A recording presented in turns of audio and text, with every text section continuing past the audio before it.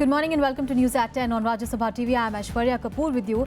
Well, there's no let-up in ceasefire violations by Pakistan across the border, and this morning the terrorists opened fire outside an army camp in Langate in Jammu and Kashmir.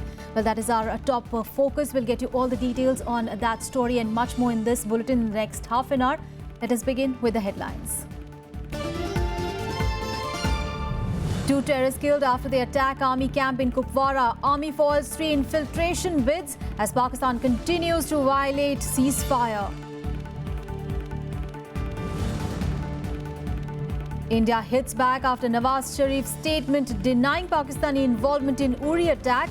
Says Pakistan has established itself as a global epicenter of terrorism. India strongly criticizes UN Security Council for being indecisive and unresponsive after China extends a technical hold in its bid for UN ban against GSAT chief Masood Azhar.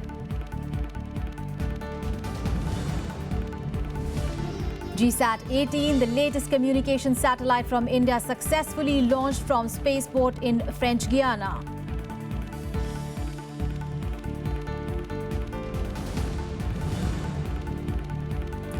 And the UN climate body says the landmark Paris deal will enter into force in 30 days after 72 countries ratify the deal. US President hails it as a historic day in the fight against climate change. Our top focus this morning, militants today attacked an army camp in North Kashmir's Kupwara district, prompting security forces to retaliate. At around 5 in the morning today, militants opened fire on an army camp at Langate in Kupwara district. Now, there was a standoff firing for about 15 to 20 minutes. Now, 2 terrorists have been killed in the firing. Additional forces now have also been rushed to the area. Now, reports say that the terrorists came in army fatigue. Meanwhile, the army foiled 3 infiltration bids assisted by Pakistani posts along the line of control in Jammu and Kashmir as well. Now, 2 infiltration bids were foiled in Nogam sector. 1 such attempt was foiled in Rampur sector. Pakistan violated border ceasefire 4 times on Wednesday and resorted to heavy shelling and firing on Indian posts and civilian areas in Poonch, Rajouri and Kupwara districts of Jammu and Kashmir. पिछले 2 दिनों से यहाँ पे heavy shelling चल रही है और लोगों की जिंदगी जो है वो मुश्किल में है, लोगों की जान पे बन आई है। कुछ लोग माइग्रेट होने की कगार पे हैं और जो हैं वो भी छुप के जो है वो अपनी जिंदगी गुजर बसर कर रहे हैं। खाने पीने का प्रबंध जहाँ से होता था वो किसी तरह नुकसान हो रहा था। मुझे बहुत घबराहट हो रही है। मेरे बच्चे 10वीं 12वीं पढ़ते हैं, इसमें पढ़ाई नहीं चल रही। हम जहाँ तो हमारे कहाँ जाएंगे। यहाँ पे प्रॉब्लम है पानी की, खाने पीने की, बच्चों का दूध नहीं मिल रहा है यहाँ पे। वहाँ पे हमारे जो पशु हैं उन वो वहाँ पे ही है ना, हम यहाँ पे ला नहीं सकते। हमने रिश्तेदार के घर में चारा नहीं मिलता, तो गवर्नमेंट ने कोई हमारे बारे में नहीं सोचा है। Meanwhile, in an alarming report, now Pakistan Army is believed to have mobilized about 100 terrorists across the line of control to push them into India to carry out attacks in Jammu and Kashmir. Now, this assessment has been conveyed by the National Security Advisor Ajit Doval during a meeting of the CCS that was headed by the Prime Minister on Wednesday. Now, quoting intelligence agencies, the NSA is said to have told the members of the CCS that about a dozen terror launch pads were activated by the Pakistan Army to push the terrorists into Jammu and Kashmir to avenge the surgical strikes. Now, the Pakistani Army is believed to be planning the attacks by terrorists on Indian defense personnel and security establishments, besides the selected civilian targets as well. Now, Doval is said to have conveyed to the CCS that there is a possibility of more terrorists trying to sneak into Jammu and Kashmir before the onset of winter. Meanwhile, India has also showed up its defences, and regular sorties by Sukhoi fighter jets are taking place from Srinagar airport, which is generally a MiG base. And India has strongly criticized an unresponsive UN Security Council for being indecisive and unresponsive to the needs of the present times. Now, this comes after China extended its technical hold on India's bid for a UN ban against Jaish-e-Mohammed chief Masood Azhar. India's permanent representative to the UN ambassador Syed Akbaruddin told the United Nations General Assembly that it has in a variety of ways become unresponsible to the needs of our time and ineffective to meet the challenges it is confronted with. Now, without naming China, Akbaruddin referred to its technical hold on India's bid against Jaish-e-Mohammed chief Azhar, saying that the council is a body that ponders for 6 months on whether to sanction leaders of organizations that it itself has designated as terrorist entities. Remember, on the 31st of March this year, China, a veto-wielding permanent member of the Security Council, had blocked India's move to put a ban on Azhar under the Al-Qaeda Sanctions Committee of the Council. Now, the Chinese technical hold had lapsed on Monday, and had China not raised a further objection, the resolution designating Azhar as a terrorist would have been passed automatically. On to some other news. The Cabinet Committee on Security met on Wednesday to discuss the security scenario in the wake of the surgical strikes. Now, situation remains tense along the Indo-Pakistan border since the Uri attack in Jammu and Kashmir, in which 19 soldiers were martyred. Meanwhile, India has once again condemned Pakistan at the United Nations for misusing international platforms to raise the Kashmir issue. Prime Minister Narendra Modi reviewed the security situation along the line of control and the international border in the Cabinet Committee on Security meet on Wednesday. In the second CCS meet since the surgical strikes, Prime Minister advised the ministers to avoid chest thumping on the issue. Home Minister Rajnath Singh briefed the Prime Minister on the situation along the border and in Jammu and Kashmir. Defence Minister Manohar Parrikar, External Affairs Minister Sushma Swaraj and the chiefs of the three forces were also present in the meeting. Jammu and Kashmir Chief Minister Mehbooba Mufti met Prime Minister Modi in Delhi and urged him to de-escalate tension along the India-Pakistan border and reach out to the people of the state with the tangible confidence-building measures to address their political, economic and developmental concerns. Meanwhile, India has once again hit out at Pakistan, saying Jammu and Kashmir is and will continue to be an integral part of the country. Lashing out at Pakistan, India's permanent representative to the United Nations, Syed Akbaruddin, said that Pakistan has established itself as a global epicenter of terrorism and has absolutely no support in the world for claims on Kashmir. Our response to Pakistan is consistent. Abandon your futile quest. The state of Jammu and Kashmir is an integral part of India and will remain so. No amount of misuse of international platforms by Pakistan will change that reality. The sell-by date of Pakistan's anachronistic approach is long over. However, Pakistan once again hailed slain Hizbul militant Burhan Wani as a martyr and blamed India for trying to evade a peaceful resolution on the Kashmir issue. Addressing a joint session of Pakistani Parliament, Nawaz Sharif accused India of creating a war-like environment by blaming Pakistan for the Uri terror attack last month. हम कश्मीर समेत तमाम मसाइल संजीदा बामकसद और नतीजा खेज मुज़ाकरात के ज़रिए हल करना चाहते हैं।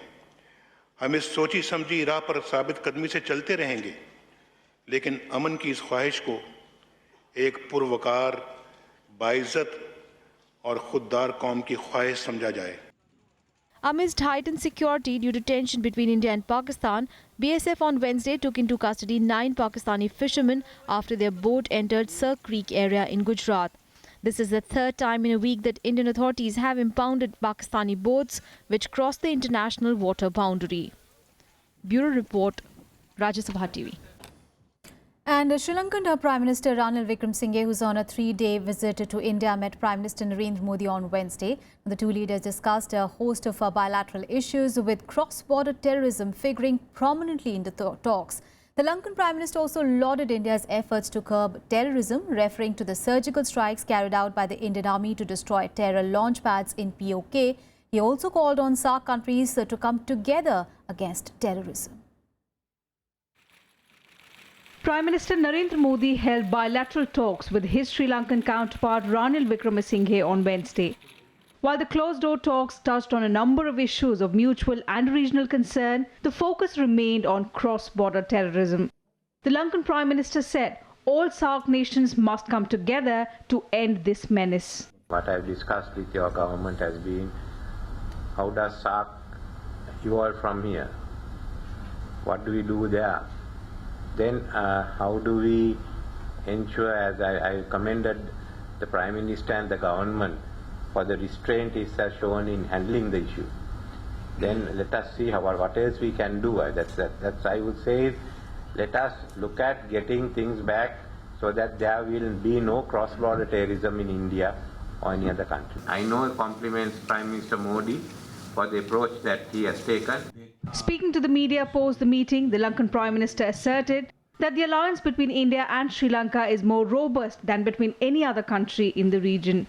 There are a lot of interesting projects we are doing with India. I came and discussed it. We are developing part of the highway system. We are looking at cooperation in some of the security fields. We are with the Singaporean Subhana Jarong is developing Trincomalee, so India is also coming into it. Our relationship with China is an economic relationship. It's not a military one, and it's a part of the. By the time we took power, the Chinese had already given the loans for the building of the Hambantota harbour and the airport. Earlier in the day, Ranil Wickremesinghe also met External Affairs Minister Sushma Swaraj and Home Minister Rajnath Singh. He also called on Congress President Sonia Gandhi and former Prime Minister Manmohan Singh. Sri Lankan Prime Minister has clearly said that the future of South Asia is closely related to India's prosperity, and so cross-border terrorism must be in the agenda of SAARC. Akhilesh Suman for Rajya Sabha Television with camera person Shiv Kumar in Delhi. And the Sri Lankan Prime Minister's support to India comes close on the heels of Singapore's Prime Minister Lee Hsien Loong also backing India on the issue of terrorism. Now, Loong is in India on a 5-day visit and had agreed to strengthen cooperation on countering terrorism. He called on President Pranab Mukherjee on Wednesday at the Rashtrapati Bhavan, where the two held talks on wide-ranging issues. A delegation of ministers and members of parliament accompanying the Singaporean Prime Minister were also present. Meanwhile, on Tuesday, Lee had held a summit-level talks with Prime Minister Narendra Modi, during which the two countries had signed 3 agreements. On a Thursday, Prime Minister Lee will attend the launch of the Centre of Excellence for Tourism Training in Udaipur. The centre has been built as part of the skill development collaboration under the India-Singapore Strategic Partnership signed in November 2015.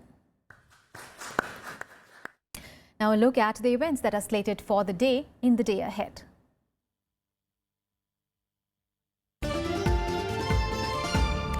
Congress Vice President Rahul Gandhi's month-long Kisan Yatra will conclude today at Sansad Marg in New Delhi. After entering Delhi, Rahul Gandhi will visit Rajghat. Before reaching Delhi, he will begin his roadshow in Meerut. He will kickstart his Meerut roadshow by garlanding the statue of B.R. Ambedkar and will also address his party workers. A Delhi court will decide today on whether to summon Union Minister Smriti Irani on a complaint filed against her for allegedly giving false information regarding her academic qualifications in the affidavits to the Election Commission of India. The complainant had alleged that Irani had deliberately given wrong information about her educational qualifications in affidavits filed before the poll panel in 2004, 2011 and 2014 and had not given any clarification despite the concerns being raised on the issue. The Supreme Court will hear the BCCI's response to the Lodha Committee's status report today. The Apex Court will decide on the future of the cricket administration in India.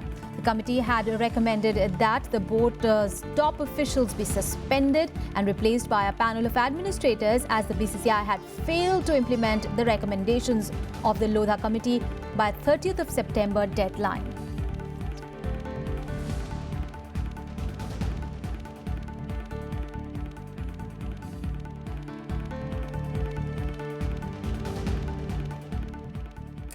Well, on to some other news. Well, India's latest communication satellite, GSAT 18, was successfully launched by a heavy-duty rocket of Arianespace from the spaceport of Kourou in French Guiana this morning. Now, GSAT 18 will provide telecommunication services for the country by strengthening ISRO's current fleet of 14 operational communication satellites.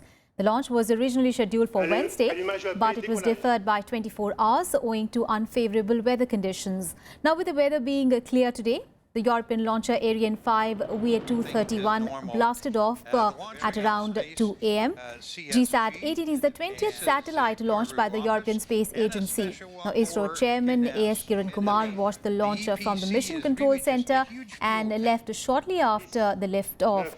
His message was read out later by one of his senior colleagues. Meanwhile, the Prime Minister has also congratulated the ISRO team on the successful launch. I am really delighted this evening having witnessed another glorious and flawless liftoff of Ariane VA-231 flight that carried India's GSAT 18 satellite along with its co-passenger Sky Master 2 successfully. Like on all previous occasions, Arianespace has provided us yet again a magnificent textbook launch. I congratulate and compliment Mr. Stephen Israel and his team for this. I would also like to congratulate NBN team for the successful launch of Sky Master's 2 satellite, which is to provide critical broadband services in Australia in coming days. And right now we'll take a very short break here. Don't go anywhere. We'll be right back.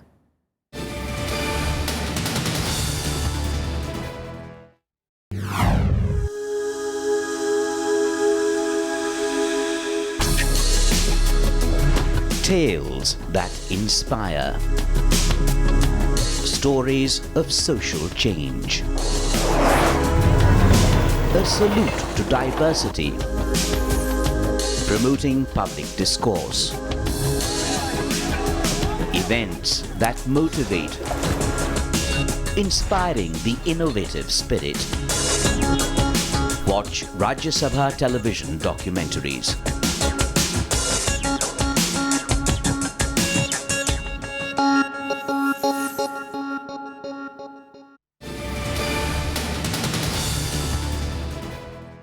Welcome back, and now on to the latest on the Cauvery water dispute. Now, the AIADMK has it out of the centre and the Karnataka government for not abiding by the Supreme Court's directive to set up the Cauvery Management Board. Now, protests were held in several parts of Tamil Nadu against the centre for its stance in the apex court regarding the setting up of the Cauvery Management Board, with the farmers' body today launching an indefinite fast on the issue in Chennai. The body has alleged that Tamil Nadu is being given a stepmotherly treatment. Now, AIADMK said that people were aware that the convergence of the stance of the central and Karnataka governments on the issue for setting up of the CMB was aimed at the Karnataka Assembly electoral harvest. Now, DMK Treasurer and Leader of the Opposition M.K. Stalin said that they would stage a fast on 7th of October in Thanjavur to condemn the centre's stand on the setting up of the CMB. A supervisory committee led by Central Water Commission's chairman will visit the Cauvery Basin area from 7th to 15th of October to assess the ground realities as directed by the Supreme Court. Well, news from the national capital. A day after Supreme Court asked the Delhi government to stop the blame game over the outbreak of vector-borne diseases, now Chief Minister Arvind Kejriwal and his cabinet colleague Satyendra Jain met the Lieutenant Governor on Wednesday and agreed to fight chikungunya and dengue together. Now, in the meeting, Health Minister Jain explained the government's stance to the LG, who directed the department's concern to intensify the fight against vector-borne diseases, especially in the wake of recent rains. He directed the Delhi Health Secretary to hold a weekly review meeting.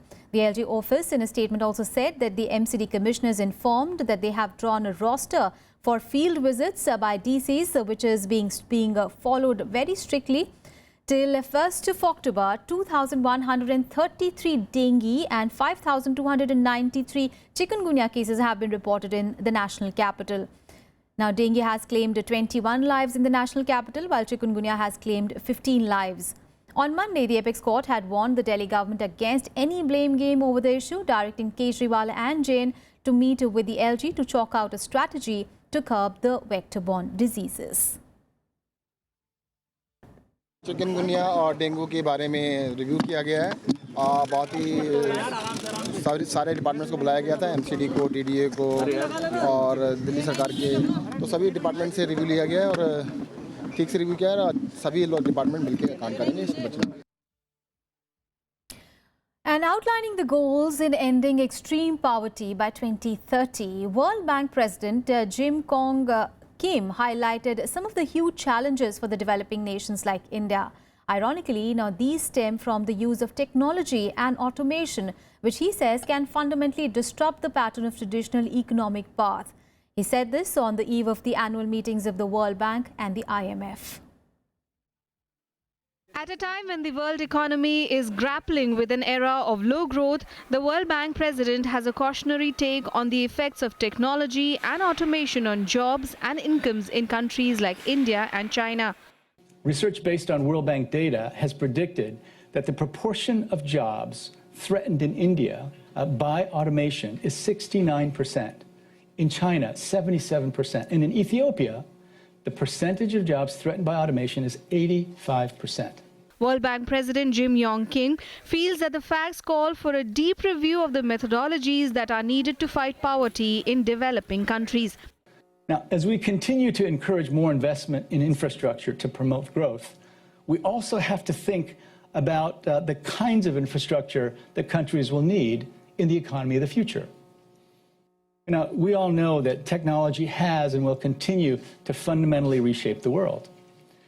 But the traditional economic path from increasing productivity of agriculture to light manufacturing and then to full-scale industrialization may not be possible for all developing countries. The World Bank president also feels that issues like child stunting and malnutrition have made India's workforce extremely vulnerable and leave it incapable of competing globally. I strongly believe that we have to dramatically increase our aspirations both for the quantity and quality of investments in health, education, and skills. If we don't do it quickly, not only is it a recipe for poor economic growth, but we'll leave a large population of people living in countries where the traditional low-skilled jobs are not available and who, often through no fault of their own, simply can't compete. Mechanization and technology have disrupted traditional industrial production in many countries. The World Bank president feels the way to achieve higher rates of inclusive and sustainable growth is not through isolationism and protectionism, but rather the solutions call for more cooperation, greater economic integration and stronger partnerships than ever before. Bureau Report, Rajya Sabha TV.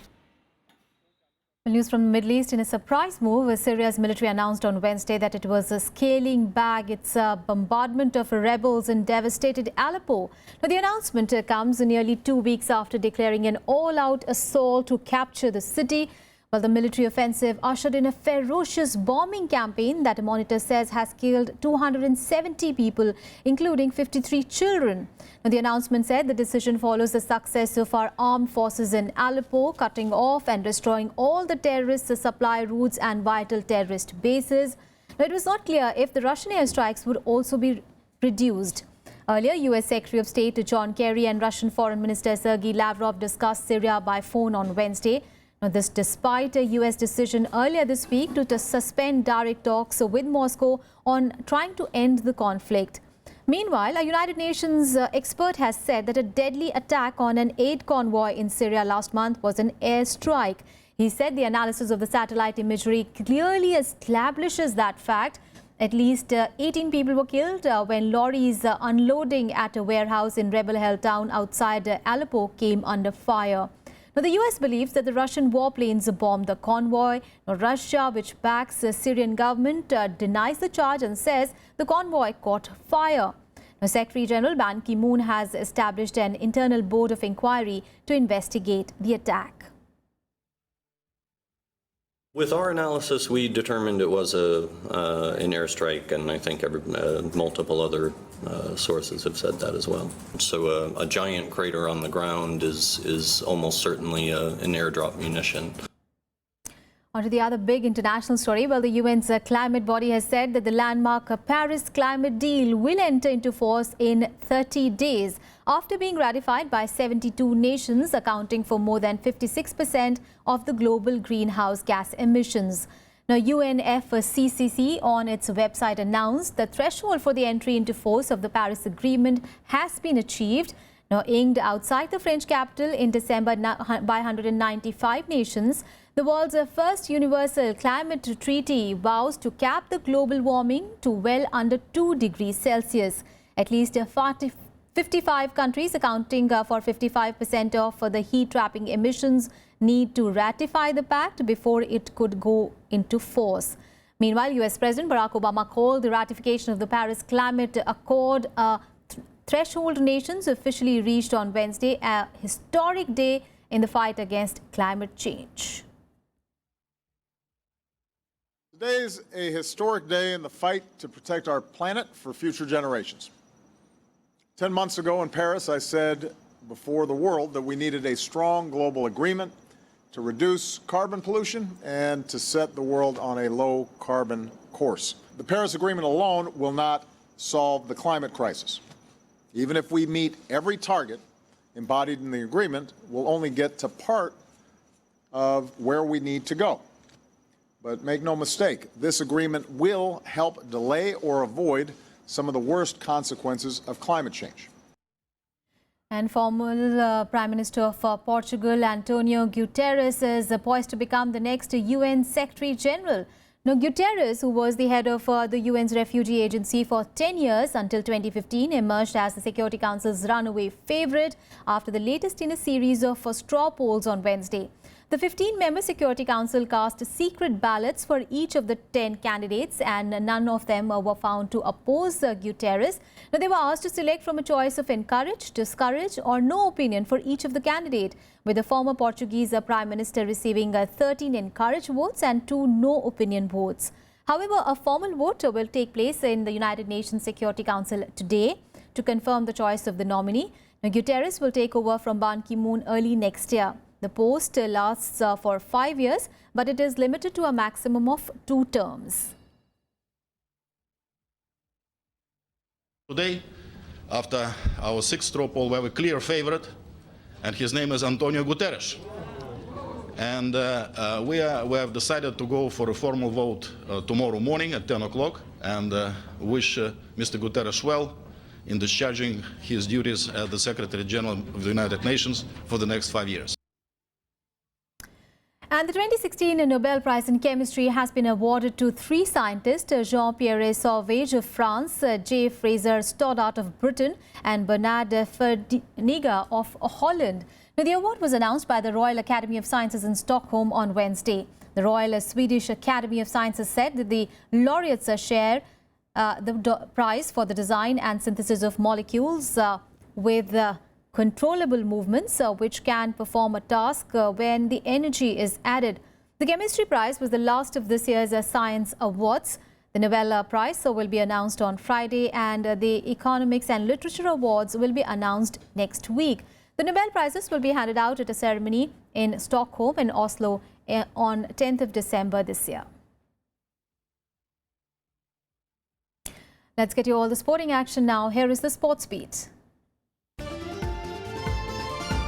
Pakistan has been debarred from the Kabaddi World Cup 2016, which will kick off this week in India. According to reports, Pakistan has been denied entry because of a spike in tensions between the two nations after the Uri terror attack. Now, International Kabaddi Federation chief has said that Pakistan is a valuable member of the federation, but looking at the current scenario and in the best interest of both the nations, the federation decided that Pakistan must be debarred from the championship. Unsparing on the underperforming shooters, the Abhinav Bindra-led NRAI review committee chastised the Rio Olympics flop show while recommending a systematic overhaul.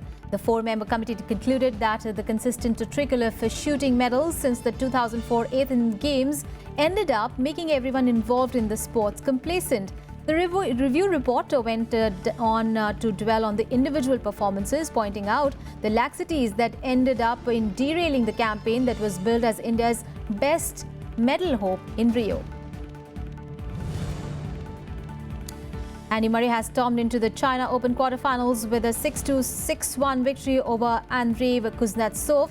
Now, Murray will meet compatriot Kyle Edmund, who upset Spanish world number 18 Roberto Bautista August 6-4, 4-6, 6-4 in the last 8 on Friday. Well, that's it in this edition of news. Thanks so much for watching.